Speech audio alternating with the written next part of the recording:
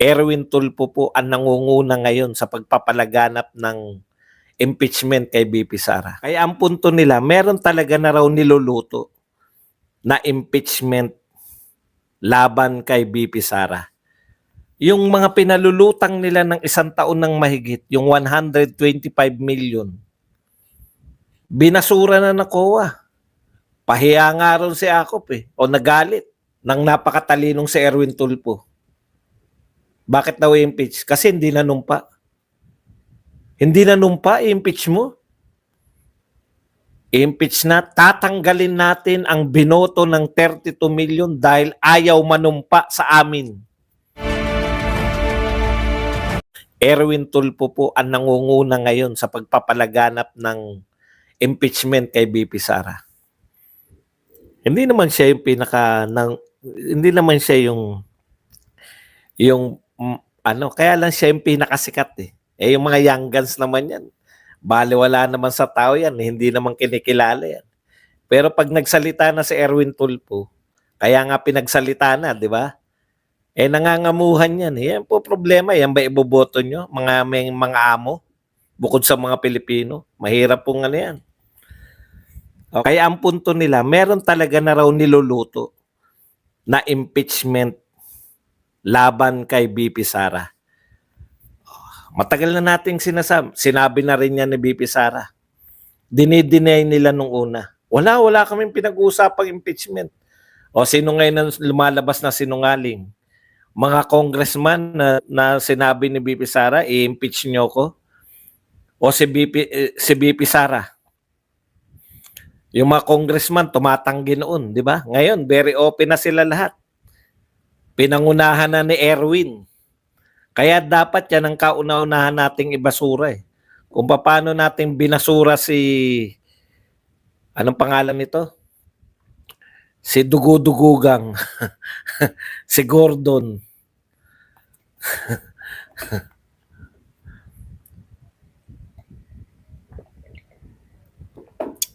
Okay. I-deny nyo pa. Ngayon, bukang bibig nyo na impeachment, di ba?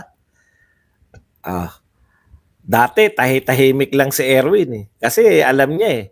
Pag bumira siya sa mga Duterte, alam niya eh. Ngayon, bumibira ka na, impeachment na rin bukang bibig mo, uunahin ka namin na hindi maboto. Okay, punta po tayo rito. Ang tanong ko pa rin, pinagmamalaki nyo na meron kayong pinag-uusapan na impeachment? Ang tanong pa rin namin, ang importante po sa impeachment, kaso. Parang pinamumukha ninyo sa mamamayan kahit walang nilabag si BP Sara, kaya namin siyang makasuhan. Parang pinamumukha nyo na gawa-gawa yan. Kasi po, sa totoo lang, yung mga naunang impeachment, dalawang presidente po yung sinasalangan na impeachment, sinalangan. Isa yung natuloy, tsaka meron pang isang Supreme Court, di ba? Nauuna po yung reklamo, pinalulutang nila yung reklamo. Ano reklamo nila kay Erap? Kweteng. Ano reklamo nila kay Gloria? Dami. CTE, yung Hello Garci, no? Pinalutang mo nila yung posibleng ikaso, tsaka nila kinasuhan. Binasura lang nga yung kay Gloria. Pero may basis eh. Dito, pinalulutang muna yung kakasuhan namin na impeachment yan. Ano kaso nyo? O wala pa, naghanap pa kami. Anong uri kayo ng mga naglilingkod sa pamahalaan? Wala pa kayong kaso sa pangalawa sa pinakamataas? Pinalulutang nyo na i-impeach nyo? Ang problema, thank you very much kay Amik, 999 pounds. Tama, may kilala kong vloggers, bidang-bida na sarili nila ng last hura na ni-digger ng flood control. Nagsitaguan naman pala sa kwarto na ka-live nang wala pang hinahamon pang general. Tapang ni Amik. Hindi ko alam yan. Si Amik yan.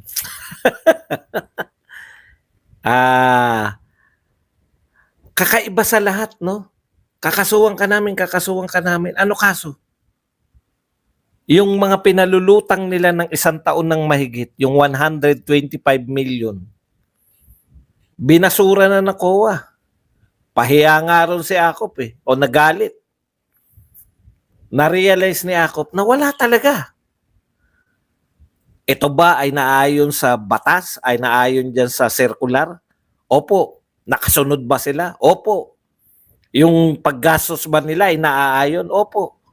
Sa galit ni Akop, bakit nyo binigyan ng disallowance? Kulang pa po sila ng papeles. Papeles lang. Tama yung paggasta, hindi paglabag yung pinagkagastahan, walang nabulsang pera, papeles na lang ang hinihintay. Ano ikakaso nyo ron?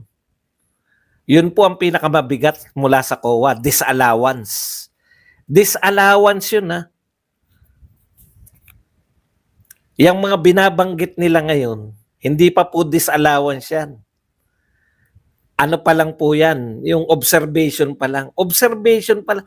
Wala pa pong isang hakbang mula sa COA. Uunahan nyo pa yung COA para lang makasuhan si BP Sara. Oh. Pa-interview lang ng pa-interview. Uto-uto naman yung mga media. Ay, hindi naman pala uto-uto. Baka parte sila. Katulad nito si Chua. Ano sabi ni Chua? Congressman Chua. Marami na nagbo-volunteer ng information. Marami na lumalapit at gusto talaga makatulong dito sa mga investigasyon na ginagawa natin. Marami daw Kaya minsan nasosurprise tayo, may mga bombshell na statement ng mga testimonies galing sa mga surprise witness. Kung minsan, divine providence yan. Ang dami na raw nilang witness. Ang dami na raw nilang revelasyon. Ano po ang kakaso nyo? Bombshell ba yun? Yung merong daladalang sobre? Binamshell din kayo ni BP Sara, no? Ha?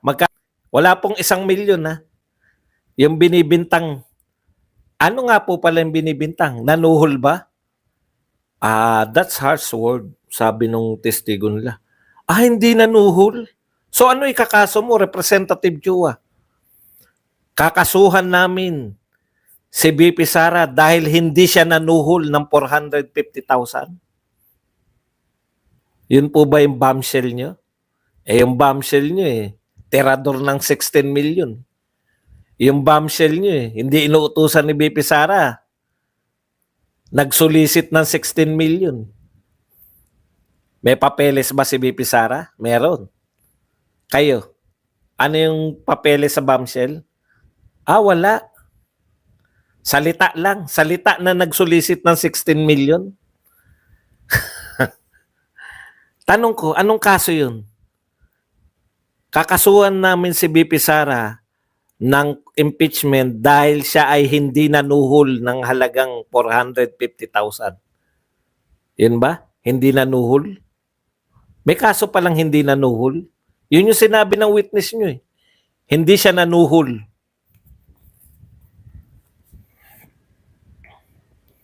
Anong ikaso nyo? Jared, sabi ka na malapit na kung ano kaso. Kaso muna bago impeachment. Pwede ba naman na impeach namin ang Vice President ng Pilipinas? Ano sabi ni ng napakatalinong si Erwin Tulfo? Bakit daw impeach? Kasi hindi nanumpa. Hindi nanumpa, i-impeach mo. I-impeach na, tatanggalin natin ang binoto ng 32 million dahil ayaw manumpa sa amin. Hindi. Anong kaso yun? Ayaw manumpa. Ay yung isa pang kaso. Marami raw kayo kakaso nagbigay ng hindi suhol. Yan po ang ating House of Representatives. Punta tayo rito sa 12. Alam nyo, sa totoo lang yung 12 na to, in any other president, mananalo to ng landslide. Tignan nyo yung slate ng Ben-Hur Abalos. Ito po pinaka-popular na KOJC, lahat ng mga naroon siya. Pagkakahuli kay Alice Go, naroon siya pa sumundo. Lahat ng issue, pagkakahuli ng record-breaking na droga, naroon siya. Siya yung nag-handle lahat. Lahat naroon eh. Bumagyo, nasa taas siya ng puno, naroon siya, hinahangin siya. Bumaha, lumalangoy siya sa basura. Si Villar ba? Pinaka-popular. Wala nang sisikat. Di ba? Karamihan ng Pangulo, pag pinatakbo mo yung pinaka-popular na cabinet secretary, panalo. Okay, Abby Binay. Naku, sikat na sikat, mayor ng Makati. Hindi lang natin, hindi naman masyadong maitim to si Abby Binay. Pia Cayetano. Ilang beses nang nanalo yan. Ibig sabihin, kahit na hindi pa presidente si Marcos, kaya niya nang manalo. Ang pagkakalam ko, hindi pa natatalo na senador yan.